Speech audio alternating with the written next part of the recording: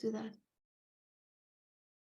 We are recording. We are doing Ram and Goat astrology. Hello, everybody. Hello, everybody from me too.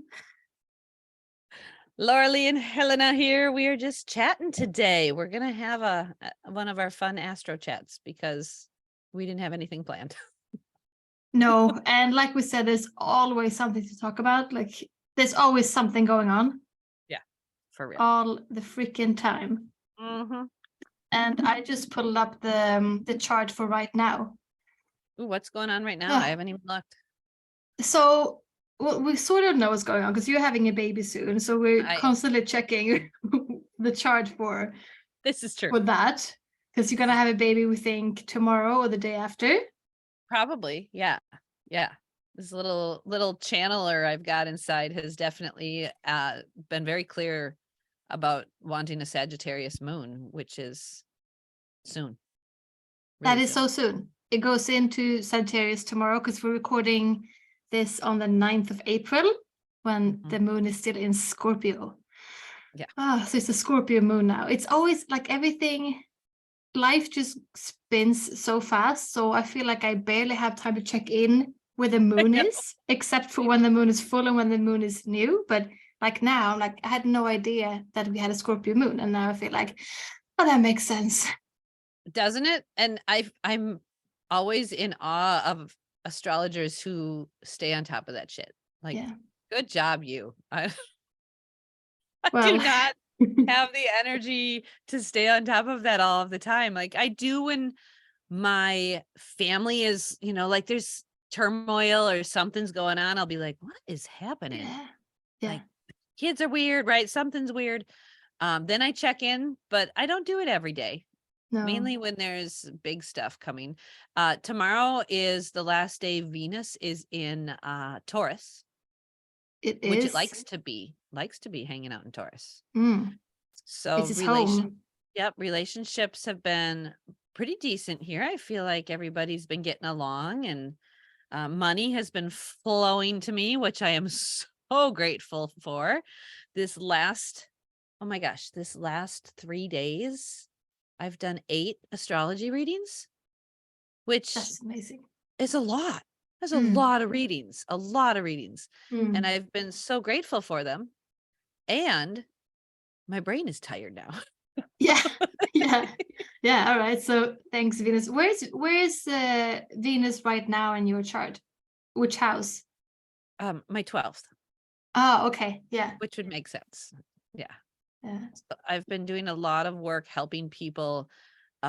Most of the readings, actually, I want to say most or all, have been centered around generational trauma healing, lineage healing, like relationship healing. That has been pretty much the theme of all of them, which makes so much sense. And I've been talking to people about, if you feel drawn to doing a reading with me, it's because you're ready for a change, right? People don't just come to me because they're like, oh, let's see what Laura has to say. No, it's because they need their butt kicked. That's amazing. That's amazing. So I usually let them know, hey, FYI. FYI. You send a warning disclaimer first when you ask for the birth details. I do. I let them know I'm going to light shit up and it's probably not going to be comfortable. That's something astrology has been so helpful for me to embrace about myself. Like, this is what I do, and I don't feel bad about it. I used to, for years, I used to feel bad and be like, oh, I'm sorry. Now I'm like, nope, come on over here and pay me for that shit. Yeah. No, but I feel like most people, when they do want to go to an astrologer or an Akashic record reader for a reading, they're looking for change, either answers or change. But usually if they want answers because they want to change something. Right. Or they want answers for something that has happened, but those answers will still lead to change. So I think, that's what people are after anyway. Yeah, I agree. Yeah. I agree. For sure. Don't feel bad. Yeah. No, I no, and I can't, because that's really what I'm here to embody, right? And isn't that all what we're trying to do, is find our purpose? what we're here for. Like we're all in Earth school. And when we come into Earth school, as far as my knowledge and understanding goes, when I've been reading about reading books by Dolores Cannon and learning about Akashic records and just really getting into the spiritual woo-woo stuff, I've been learning that Earth seems to be one of the only places where souls come and they forget what they're supposed to be doing. Like there's literally this disconnect, and this is the only realm where this happens. Most of the time, in other realms, in other planets, in other whatevers, the humans, no, I don't know if they're humans, the entities, right, stay connected with their connection to source, their connection to the divine, and what they're supposed to be doing, what their purpose is.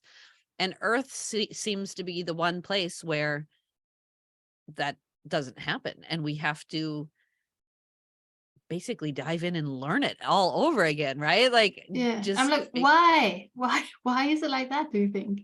I don't know, because we wanted extra work. I'm not sure.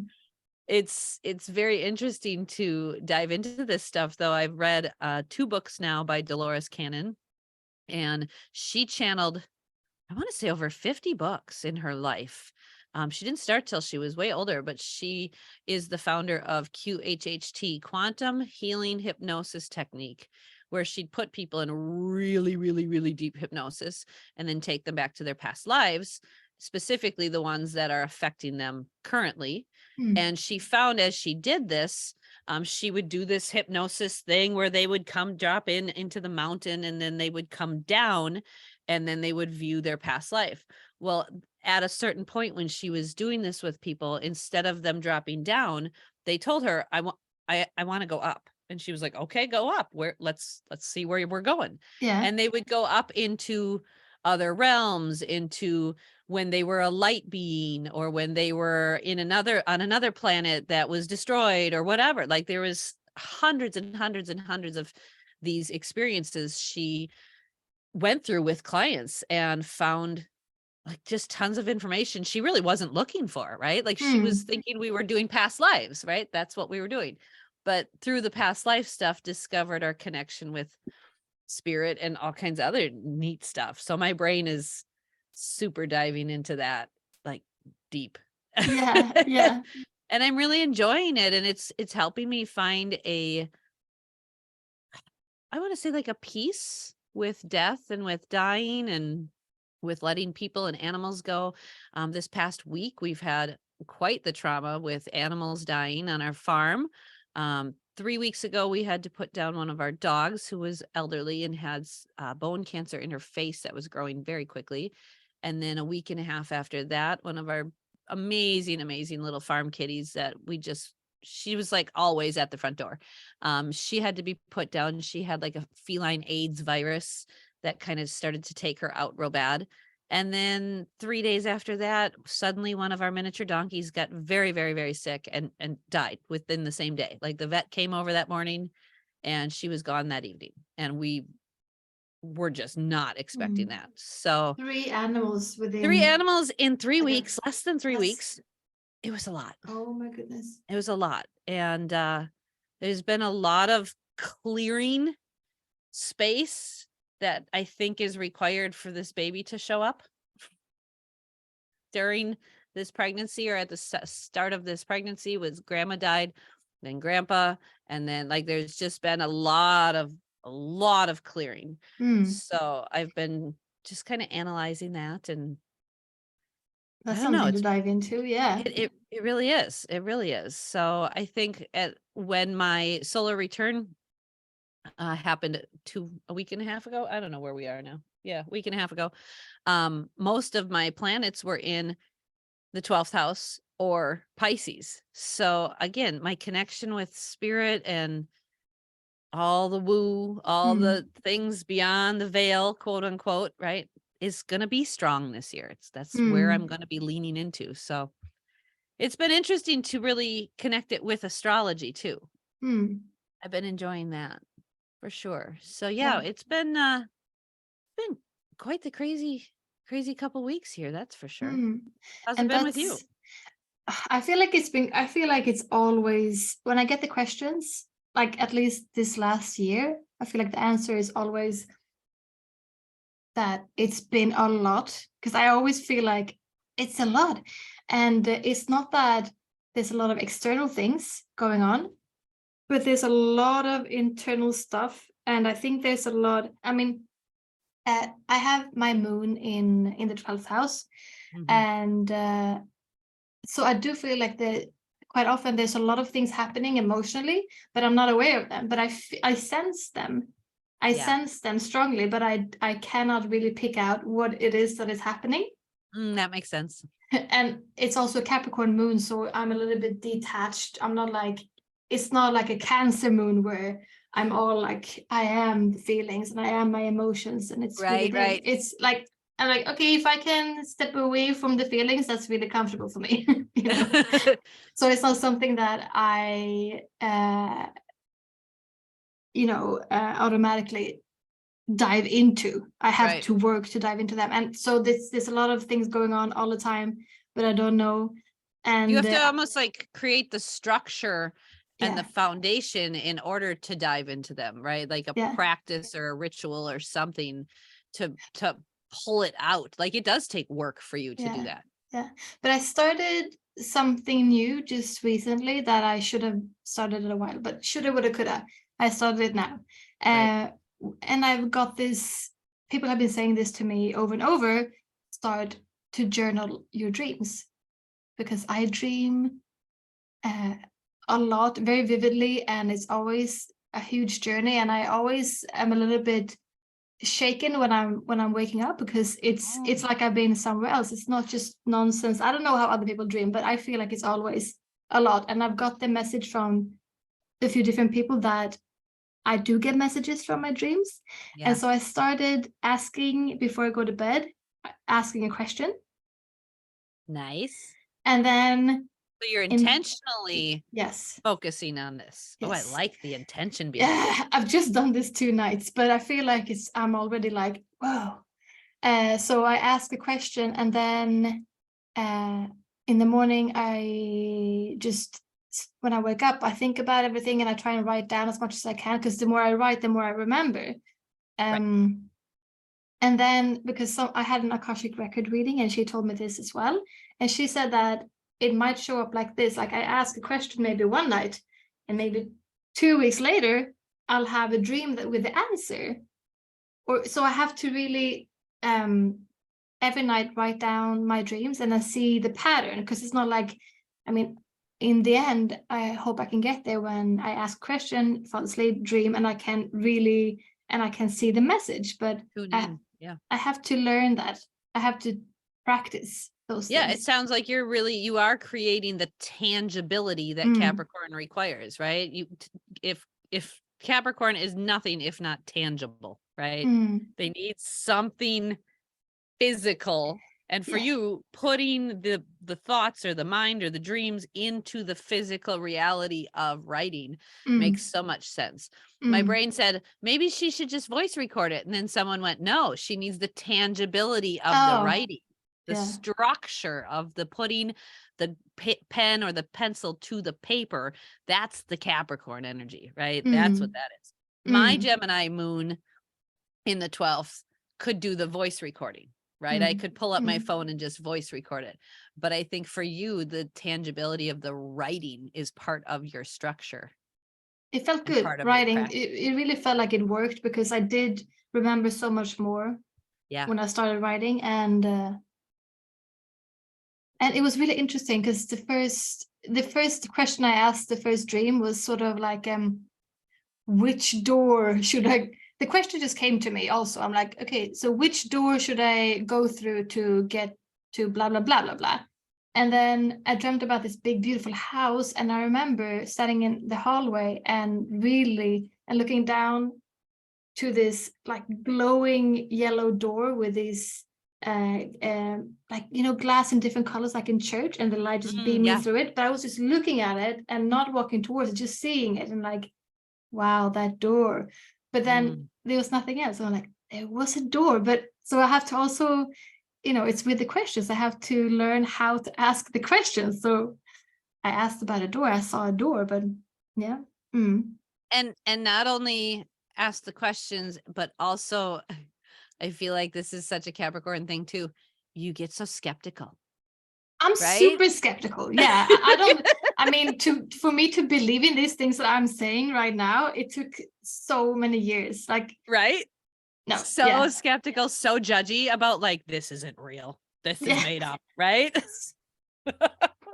And that's the beauty of astrology, to recognize you have that tendency and to do it anyway.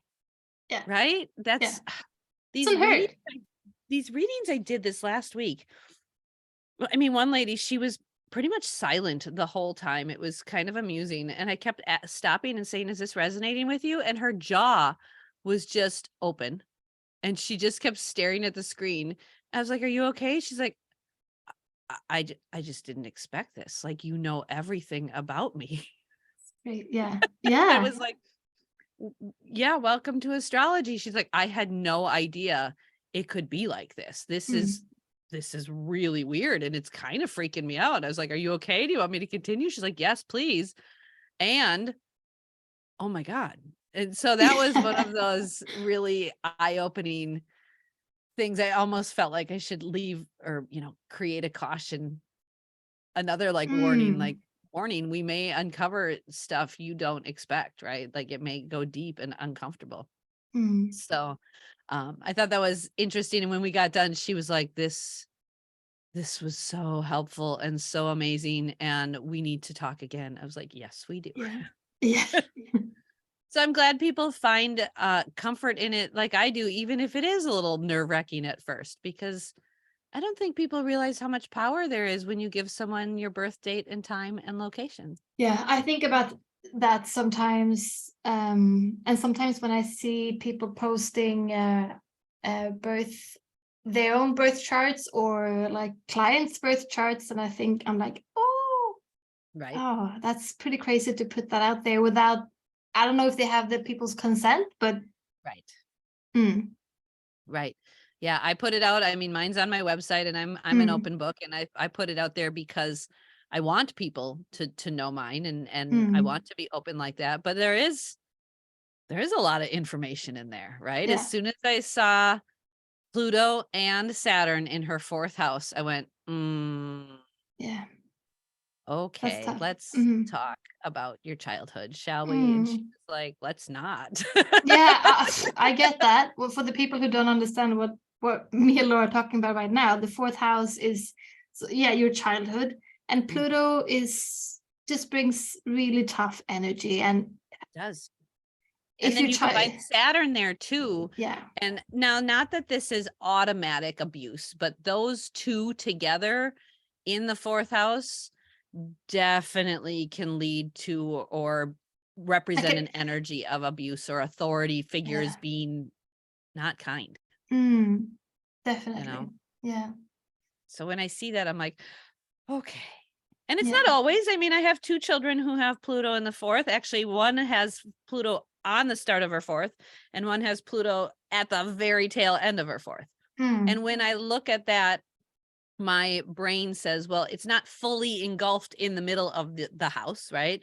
So it's just kind of at the edges. And the kiddo who has it at the beginning of her 4th house, it makes sense, especially what her childhood was like and early childhood, and really my inability to manage having these 3 kids and the crash that I did and the transformation we went through together. Like, she was the catalyst for that. And so it ended up, that's the chapter I wrote about in my Dare to Express book. I wrote about that particular time in my life when she was like 2, and I was just not okay. I was so crashing, and it was such a plutonic experience for me, which makes sense why this would be where her Pluto placement is. Yeah. And so it's not always bad or abuse or anything, but it does equal some type of destruction and rebuilding and recreation. And it's not fun. I mean, it's never easy. No. No It's matter not. where Pluto, everyone has Pluto somewhere. So, but having it within your childhood makes it a little bit. I don't know. It's. I guess it's not extra hard, but it's just if you're a child and you have those I'd say past it's extra hard. lessons. Yeah. I would put that Let's category. Go there. Yeah. Yep. And it's nothing you've done wrong, right? That's what you've embodied to come into an earth school and learn this time around. And I think if anything, these readings I did this week for all of these people, they felt so validated. They're like, oh, I'm so like, I feel like it's not my fault. I heard that one a lot. I feel like it's not my fault. And I was like, no, it's not your fault. No, you're not at fault for the energy you were embodied with when you were born. No, it's just how the energy came out, and then what you learn from it and how you grow from it. That's where astrology helps. But I remember in the beginning when I started getting into birth charts and into mine, first of all, I got into mine and I was like, oh, I have a bad placement of this planet. No, I have a bad birth chart, you know? Yep. There is no bad birth chart. There is no good birth chart. No, I see that. I'm in a couple of Facebook groups, astrology Facebook groups, and I see, especially one of them is like 12th house.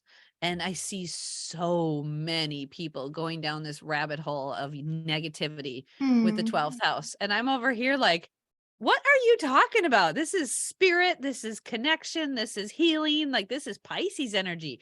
It's not bad.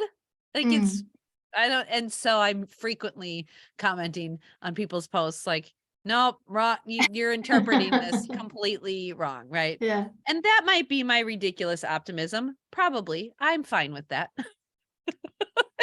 I'm all right with that. You know, is there some negative things that you could deem from the 12th house? Yeah, of course there is. There's negative things you can deem from everything. Yes. I mean, like Jupiter.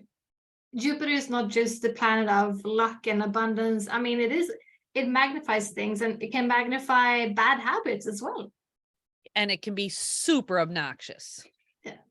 Super obnoxious. My second child has Jupiter on her rising sign. Oh my God. Wow. All right. So big personality. Big. Yep. Real big personality. And now this baby coming in the next couple days will have Jupiter conjunct the sun. Yeah. So guess what? That to me screams obnoxious child, right? Like that just does. And we're going to really have to work on this baby on making sure we are not grasping for attention all the time. Look at me, right? Like that kind of stuff. I love Jupiter. It's lovely until it's too much. Yeah. And when you have a Jupiter and Sun conjunct in Aries, guess what that equals? Shit. Well, it will be intriguing to see because my nephew has similar placements.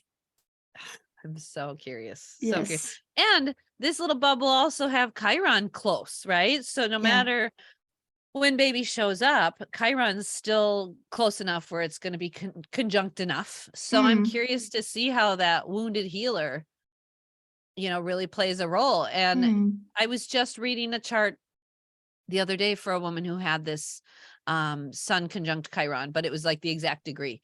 And I said, do you know if you were a planned birth? And she said, I don't think I was. And I said, I see this placement show up a lot when people are like an oops baby or an unplanned or something like that, right? And this is an unplanned baby that I am having, right? And my husband was very much unplanned. His mom got pregnant when she had 3 children and was 3 months postpartum. And his Chiron is on his rising sign. It's like 1 or 2 degrees off of his rising sign in his first house. Again, that's kind of the representation of not that you weren't wanted, but interesting. Like you weren't really planned. You were like not longed for in the way that some babies are. Right. Yeah. So it makes sense that you come into this life being like, do I belong here? Yeah. Did anyone want me? Right. Yeah. Right. And that's one of those things where as an astrologer, I just kind of know that, right? I know that energy, and clearly this little kiddo isn't going to care because Jupiter on the sun, I think, will almost override that Chiron. Yeah. Yeah, and also because this is an Aries. Aries, they don't care. Hmm. They don't care. I love me some Aries. I am an Aries. My husband's Aries moon. I love Aries, but there's this general, I don't give a shit attitude. Yeah, but I also see it as like, it's that I don't give a shit attitude, but it's the same, I always think about kids when I think about Aries, because it's the first sign. It's a little baby of the whole zodiac. So I think about that, like children, how they don't care, but they also get super hurt. Like when they get hurt, they really show it and they get super hurt. So yep. Yeah. But I want to tie back to in the beginning of this recording when you were talking about Venus. Yeah. And Venus is in your 12th house now.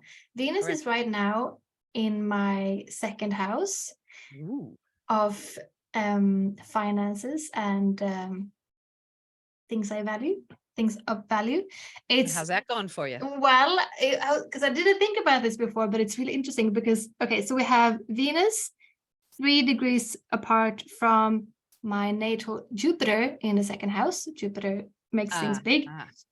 Venus is also finances and stuff like that. Uranus just entered my second house. So Uranus comes with like unexpected things.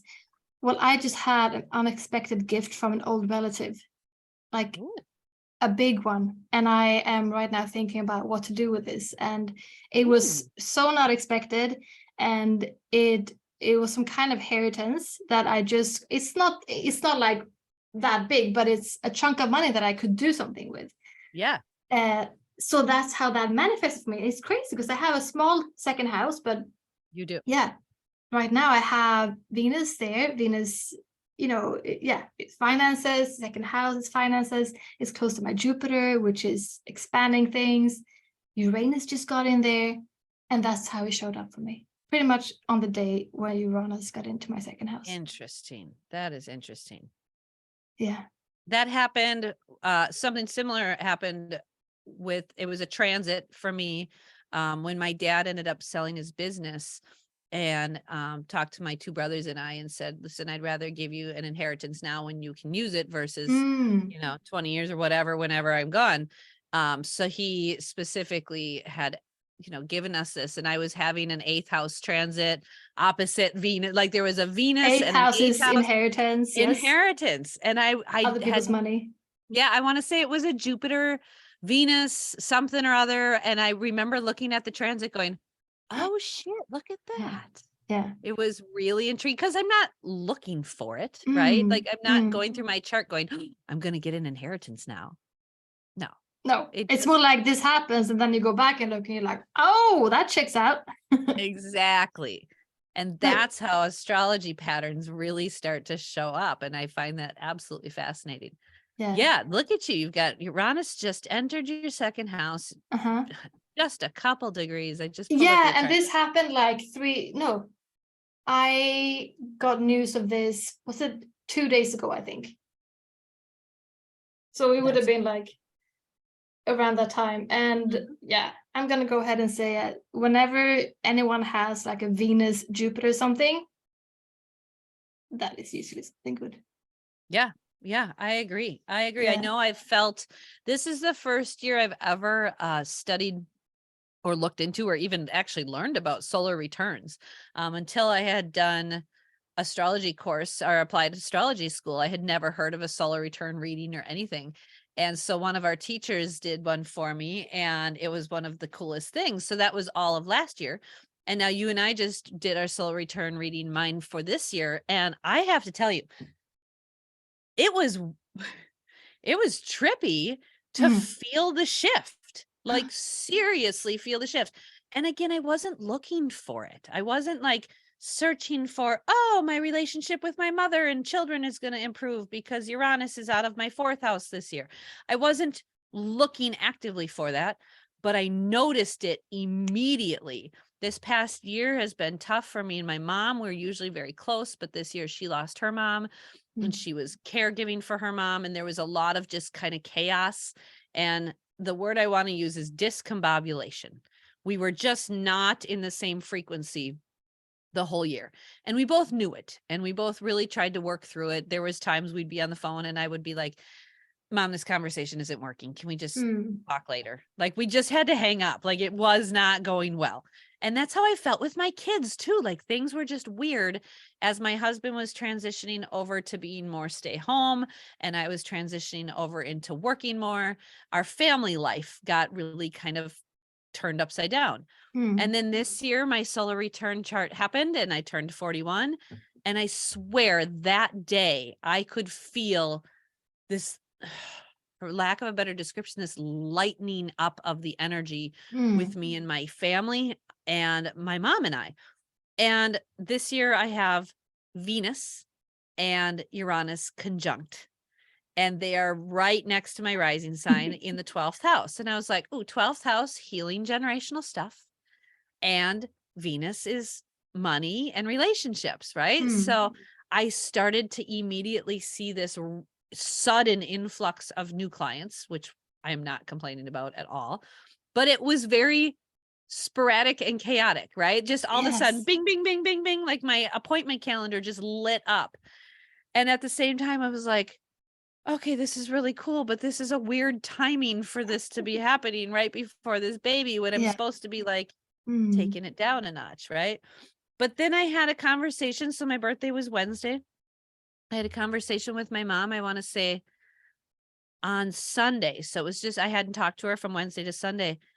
And this was one of the most amazing conversations her and I have had. She talked all about doing healing and finally making an appointment with this person I've been trying to send her to. And she watched his YouTube videos and took all kinds of notes. And like the conversation just flowed in a way it had not in a year, easily a year. And I was like, what is this craziness? And I went and checked my chart and I was like, oh shit, look at that. Yeah. And I've seen this now in several different ways, especially with loss of our animals, right? Again, chaotic loss of relationship, sudden change in relationships. And for me, it happened to be with our animals. And that's like another way that showed up for me all within this week, this past week and a half. So I had not put that much stock into solar return readings before. And now I'm like, oh, wait, there's something to this. Like, holy man, like this is legit.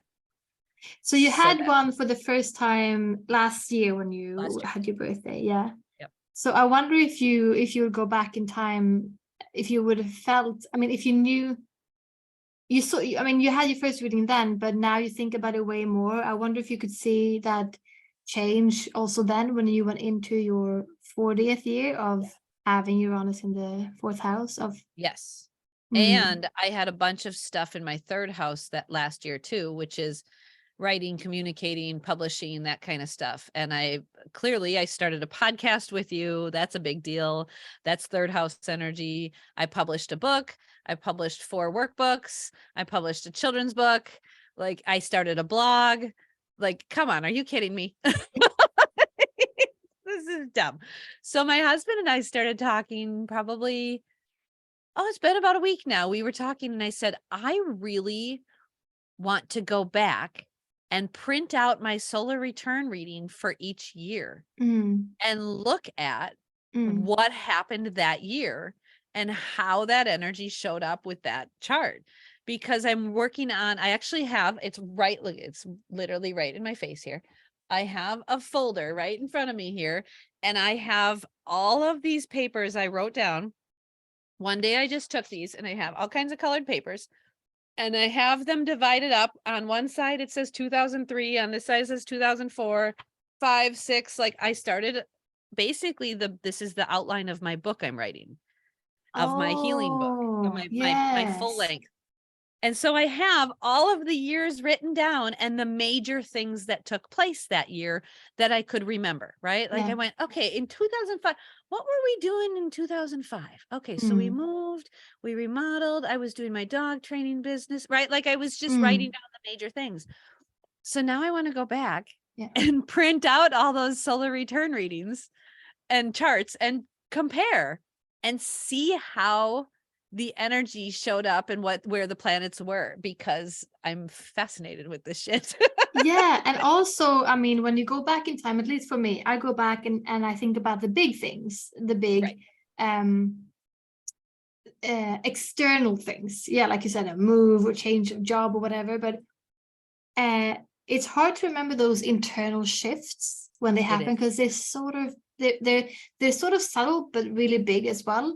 So if you go back and you see like a major Chiron placement in your chart, maybe that would make you remember, like, oh, hang on, right, what went on inside of me, and then maybe that will make, help you remember those internal changes as well. Absolutely. And that's why I'm like, oh, I bet this could make the book even more substantial, because of the, I could read the energies of the year and include the memories that I have and the journal entries that I have. Like I could almost like add more sustenance to it by utilizing those solar return charts. So I haven't done this yet, but I've been playing around a little bit. I think we went to 2016, which was a crazy year where we had opened up our marriage, and basically the whole year was just sex related, just the whole year. And I was looking at that going, oh, look, oh, oh yeah, look at that. So do you remember like what was involved? Was it the fifth house, Uranus? The first thing that jumped out with my husband and me when I went to that year for both of our charts was we were both Leo risings that year. And that was the first. Me. Yep. I want attention. I want to be noticed. Yep. That was the first. Both of you. Both of us. For 2016, we were both Leo risings. And I was like, oh. So you needed extra attention, and you guys were not giving that to each other enough. Yep. You needed more. Yep. Yep. And I had just had my third baby 2 years earlier, and I was lost in mommy land, and I was not getting recognized or anything, right? And I threw myself obnoxiously into this open marriage thing, and it didn't work out for us to continue that, and we have had lots of trauma and healing since then. But when I looked back, I went, oh, that's why. Like you saw the catalysts for that. Yeah. So what else was involved? You both had Leo ascendants. I'll have to go and check. That was the one thing that really jumped out. And I think when I saw that for both of us, I was like, okay, we're going to shut that down now. Yeah. It felt almost overwhelming because it was so spot on immediately. Like I didn't even get to dive in deeper, because the first couple things that jumped out were like, holy man, right? Yeah. So that's something I would love to, help people with and help them understand and identify. Like if this is something you want to go back and explore, this is something we can do. We can play around with that. Or another great thing is like for relationships, instead of going to a talking therapist, like a counselor, you go to an astrologer to check your charts, to check your synastry chart and see what's going on, and also check your solar returns and just compare and see what energies are we dealing with in this relationship right now. Yeah, for sure. Oh yeah, so it was Leo rising that year. I was a Leo rising and Jupiter first house. Okay. So not only did I want to be seen, but I wanted to extra play. So there's the obnoxiousness, right? And then Chiron and Venus were conjunct each other by 2 degrees. So 22-degree Chiron, 20-degree Venus in the 7th house of marriage. Oh, so some kind of romantic wound in the house of partnership. Yeah, like we were literally digging up our wounds and exposing them and handling them and this was in Pisces. So this was in the unhealthy way of Pisces checking out, right? Like we were not dealing with the issue. We were escaping. There's the 2 fish, right? So that's how that showed up. And they were opposite the Jupiter first house. And then Uranus, Mercury, and my son were all in Aries in the 8th house of death, rebirth, renewal, sex, all of that. So hello. So that combination, made that. Yep. And then those three things were squared to Pluto in the 5th house of fun sex and hobbies. Yeah. And that's what my year was. So very interesting diving back into solar returns and like even I think I went back to 2009 when I had my first kiddo and like what was going on there. And it was really fun just to start searching those. And now I'm like, I feel like I want to make a book just on solar return readings, just on like my experience with it. So I mean, that could be an interesting outline for the book. Like, you have the solar return chart in the beginning of each chapter, like 2017, boom. Oh, that would be. That'd be really intriguing, actually. Yeah. Oh, I like that. That's very intriguing. Yeah. And then like talking about the different topics under like transits and conjunctions and constellations. Yeah. Yeah. Oh, I like that. I'm gonna have to play a little bit more with this. This is interesting.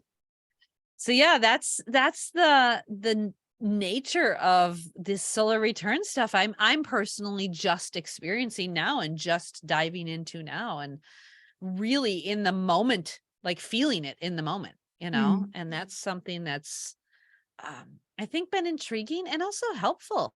Again, recognizing where the energy is and recognizing that, I'm going to have random relationship changes and random money show up. And, that's how this is. And this year there was not a lot of energy in my 4th house. And I'm so grateful for that. Like I need a break there. Yeah. Yeah. I need a break there, but it's been fun to just keep diving into astrology, whether it's reading for people and surprising them or, doing my solar return and surprising myself. Yeah.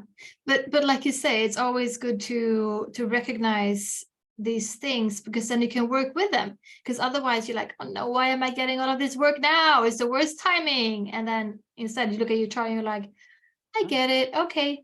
I guess now is when it's going to come, Exactly. And just accept. It helps you accept and work with, instead of pushing against. Exactly. What did you have going on in 2016? You were a Scorpio rising that year. Oh, 2016. How old was I then? I'm really bad at math. How many years ago was that? How many years ago was that? 5, 6, 7. 7 years ago. Oh, okay. Really? I was a Scorpio rising. That makes Scorpio sense. rising, you were a Mars 1st house Scorpio and a Saturn 1st house Sagittarius. So you had Mars and Saturn in your 1st house and Mars and Scorpio rising. So that was like in the beginning of my Saturn return or sort of in the middle of it. I was depressed. I was going through a very tough breakup. Oh man, was I going deep. Oh, I was so deep because I also around this time I think is when Pluto was close to either my moon or my ascendant. I think my moon. Yeah, it was at 15 degrees Capricorn. So what's your? I think my moon is 16-degree Capricorn. So okay, well there you go. So that's an ouch year. Yeah, that's an ouch year. This was one of the toughest years of my life, I think. Yeah, I was so deep, and I dressed all in blue, for maybe 2 years. I mostly dressed just in blue, and I went to this sort of like artsy school, and most things I did was just in the color blue. That's really interesting. And I was working a lot with my communication, like this chakra, this throat chakra. It was so I needed to work with that a lot. I guess because I was so drawn to blue. Which makes sense. You had Neptune in the 3rd house in Pisces. Oh, yeah. Opposite Jupiter in Virgo in the 10th house. So you were working on really learning how to speak your intuition, learning how to feel your intuition and speak it. And oh man, Pluto conjunct your moon for the whole year. That would have been a rough year for sure. It was really rough. And I was, I remember at one point I had like this terrible what's it called? Anxiousness. The kind of where, how was your health that year? No, it was, for some time I couldn't eat, sleep, be around people for some time, and I was living at this school at that time. Okay. And luckily I had a friend. She just became my friend like a few months before this, and she made sure that I ate. And sometimes I was allowed to go up and sleep next to her in her bed because I felt so bad, and I needed to feel safe. And sometimes I went and slept next to her. And well, that would make sense if Pluto's conjunct your moon, and this, for your solar return, Pluto was in your second house of safety and stability. So no, I felt really unsafe this whole. You didn't feel safe. Time. No, I thought I was dying. I thought I had lost it and was dying too. Your nervous system would have been really activated. You had Pluto square Uranus, and Uranus was in your 6th house. I remember shaking, like laying in the sofa, and the anxiousness my body was just shaking. And oh my gosh, because of the anxiety. Yeah. Oh my gosh. And your Sun and Venus were both in the 8th house that year. So you were really experiencing like a dark night of the soul kind of year, really deep transformation experience. Very, very deep. 8th house Sun and 2nd house Pluto conjunct your natal moon. That's a deep transformation on a pretty epic level. Yeah. Isn't that interesting? Just to go back and just be like, hey, here's what was going on for you. Yeah. And I've been working obviously through this a lot, but hearing this now, I never went back to see my solar return chart. Just hearing this gives me that extra validation, and like, okay, that makes so much sense. I see how that happened in my life. Well, and Saturn 1st house, I mean, that's just going to be hard it's going to be hard to be you that year. Yeah. Right? No matter who you are, you have to work hard to show up as you. Which sounds funny, but that sounds like exactly what you were experiencing. That's exactly what it felt like. I mean, I didn't want to be around people because it just felt so awkward and strange, and it was uncomfortable. That was in Sagittarius, and you were not living in your home country. No, well, yeah, I was, but I was not living in my hometown. I was living in the countryside at this school, learning. Okay. Yeah, you were learning and traveling. Yep. Oh my gosh, yes. Isn't that so intriguing? We could do this forever. But if this was that, it must have been this year, and because I did travel this year, I went back to across the world, back to Australia to finish something up with this relationship this year. So that is traveling. Interesting. Yeah. So that's just, I just find it so intriguing to take a look and just really kind of sit with the energy of the chart and look and be like, okay, so what was going on this year, and what was I experiencing? And just so much fun stuff to dig into, so much hard stuff to dig into as well, and see the growth that we've experienced from that. I just pulled up your 2017, and you have Saturn opposite Venus that year. Just goes on. Right. Well, this is in the past, but right. It was a couple of really hard years. Yeah. For me too. And that's what's intriguing. Like, I would say if I went back to my, throughout my life, if I were to say where were the hardest years ever, I personally would say 2016 to 2018 were probably my like dark night of the soul transformation kind of stuff. Interesting. And I haven't gone back and looked at all of those, but that's really where I feel like the most powerful transformations happened for me. And it sounds like that's similar for you as well. Yeah. And I also want to add that during this time, I mean, after I had that table time and I was super anxious, I got one of my best friends in my life during that time. And also something I experienced with this relationship that ended was also some of the most beautiful moments ever. When we were together, tried to heal, like not heal the relationship, but heal each other together sort of thing. It was, Yeah. And nice. I would say it's similar for me, as we really, my husband and I really had a lot of transformation work we did together, and to see where we are now and to see where we were then and what we came through. I mean, like, it's just beautiful. Even just little things. He made me a salad the other day, and he made and brought it out to the studio here, and he put a spoon in it. And this is one of those weird things. I eat salads with spoons. I just do. I prefer that. It just works for me. And he just, like, it's those little things of, like, when your relationship gets so stable and amazing to a point where there's just these little tiny things. He knows how much honey or stevia I use in my tea. Yeah. He knows to put the spoon in the salad, right? Just, and I look at those little things and I think, like, we had to go through some shit to come out on this other side and be in this place where I look at him, I go, "You doing good today?" He goes, "Yeah, I'm doing good. How about you?" I'm doing good. Like, it's just, I don't know. There's like a deeper respect for each other, a deeper understanding of each other. Do we still get annoyed? Yeah. Do we still fight? Of course. Yep. But it's, I don't know, like this deep maturity came out through this transformation, through the pain, really, is through the pain. Yeah. You learn a lot. You learn a lot. Learn a lot. So I'm so grateful for those experiences, and I don't want to do them again. No, I mean, luckily with Pluto transits, it will happen to you once because Pluto moves so slowly. So when it's done with you, it's done. Yeah. You did the work. Yep. Yeah. Hopefully. I mean, Pluto's coming back to me for another placement soon, and I'm looking forward to that. Right. But that's another thing.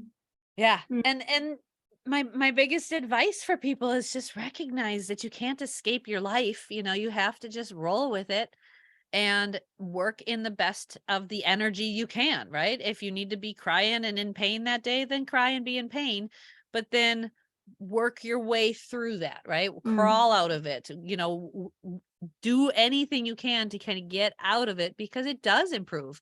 And these energies do lighten up. I think one of the it was just yesterday, my reading yesterday, it was for an 11-year-old boy, and him and his mom wanted to do a reading because they were really struggling, and he's going through a tough one. He's having a tough transit, and I had to tell her, this is a tough transit whether you're 11 or 31 or 51.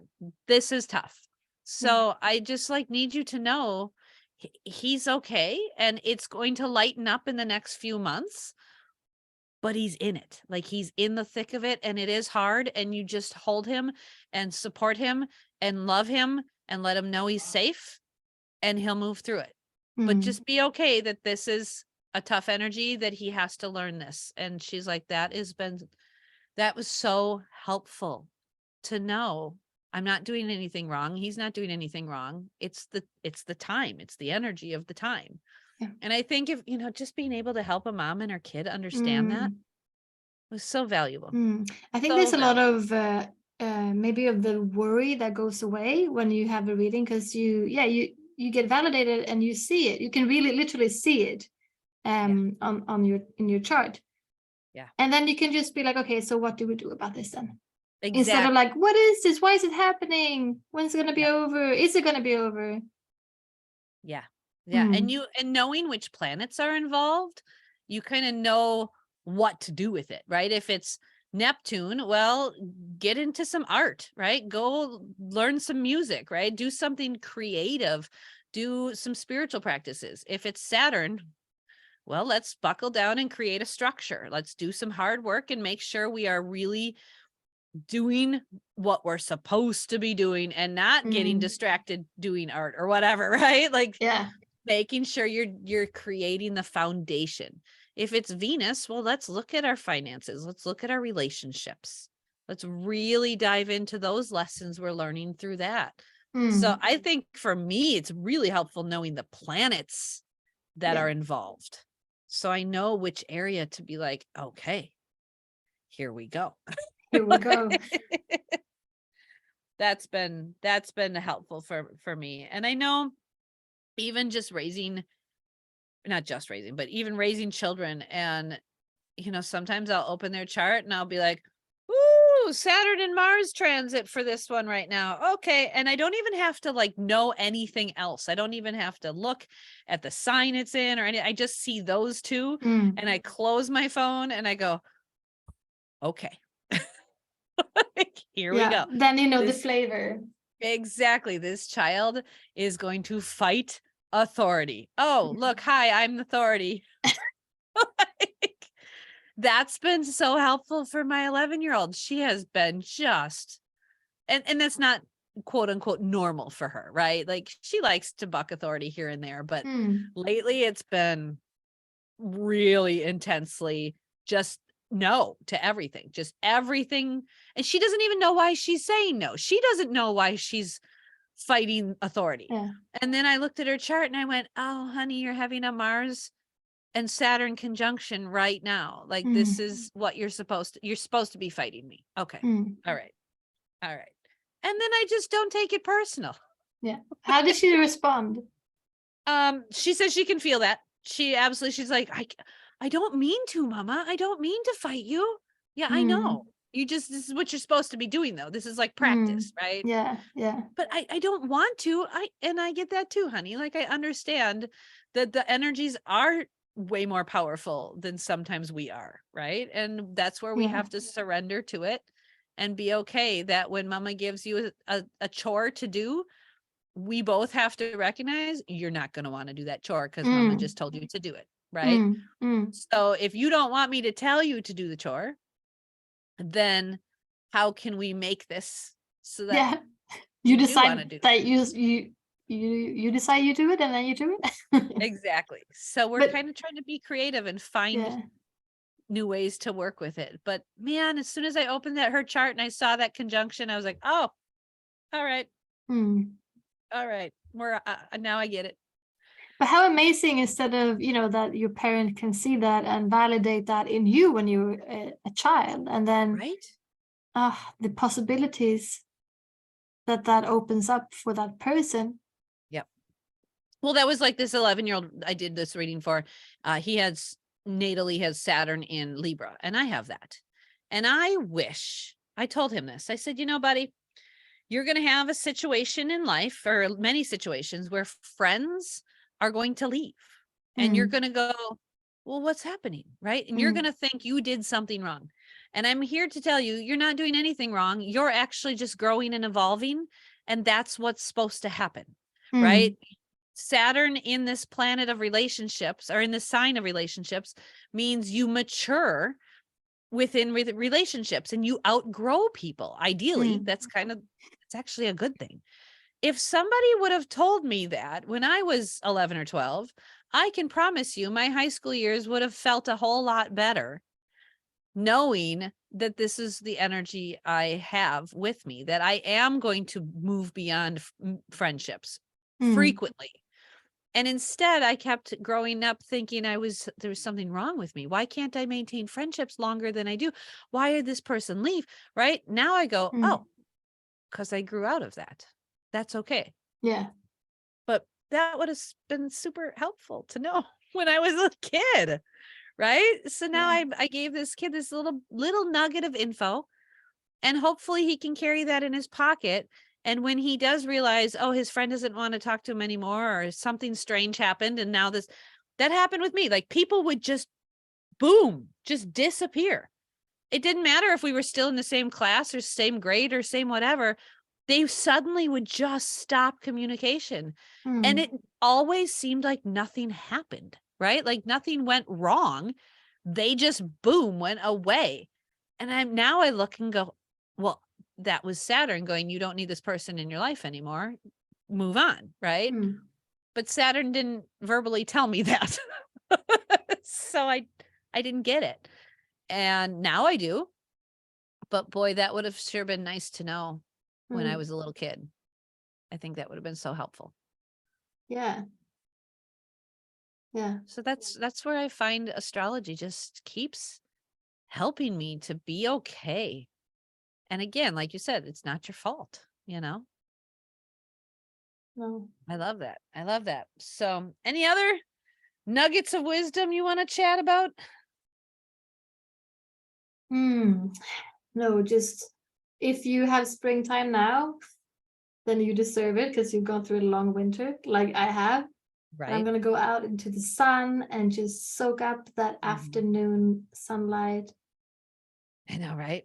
And I know it's beautiful here today. We're going to my parents' house to have some lunch for Easter Sunday here. And I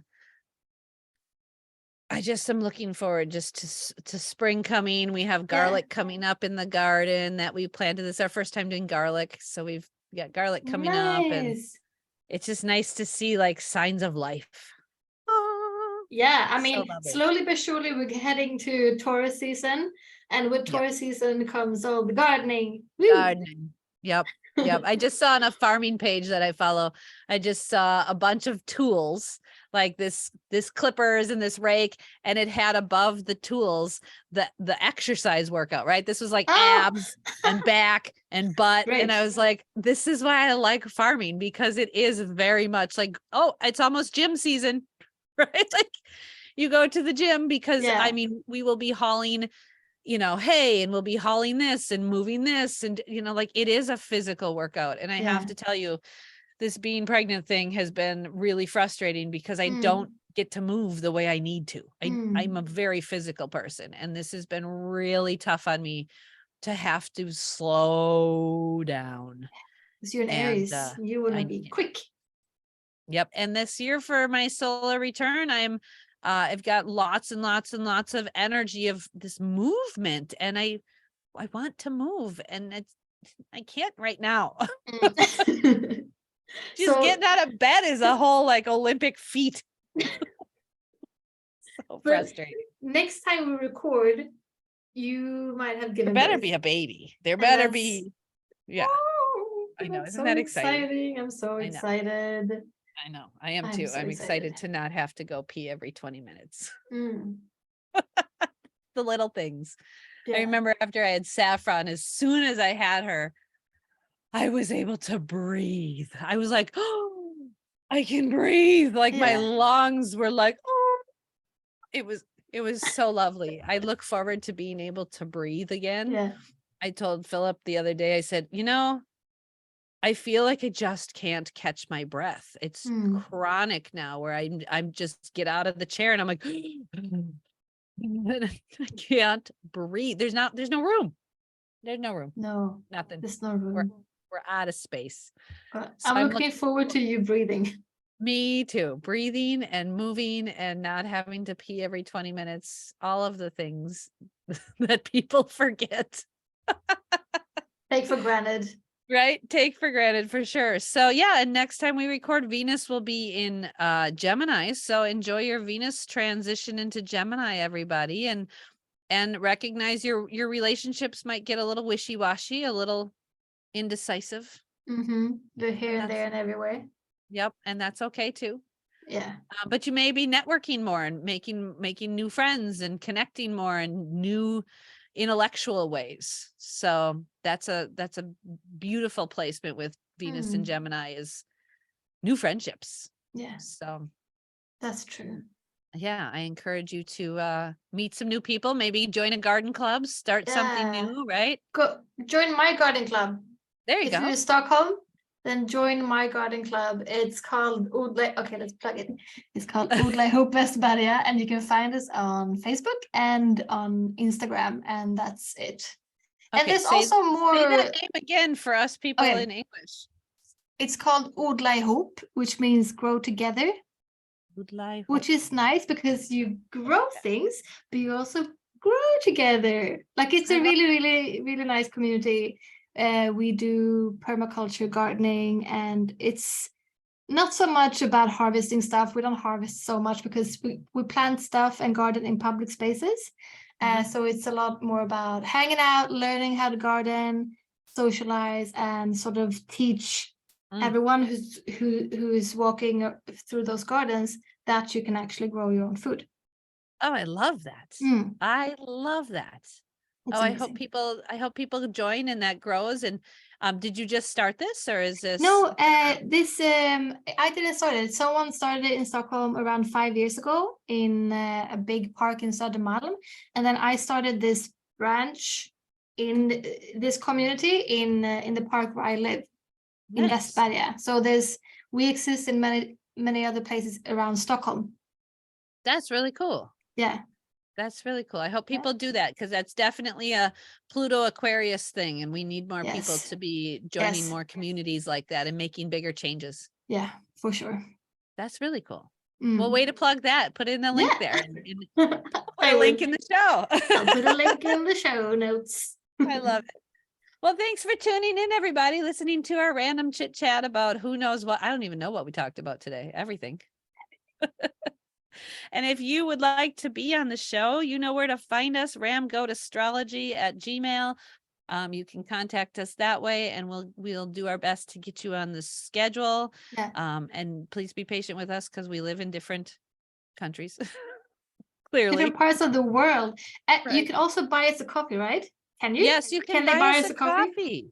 Yeah, we have a new financial support thing. If you want to contribute $1 or $2 or $5 or whatever, we have a link called Buy Me a Coffee, or you can buy me a tea, because I don't drink coffee, but that's cool. You can buy me a coffee. And then that goes to support the costs of our show and running the show and all of that stuff. So we would appreciate. That'd be amazing. Appreciate that. So yeah. Thanks, everybody. If you have an idea, buy us some beverages. And if you have an idea for a show you'd like to learn more about, let us know. We would love to explore that idea as well. So thanks so much. We'll see you next time. Bye. Bye.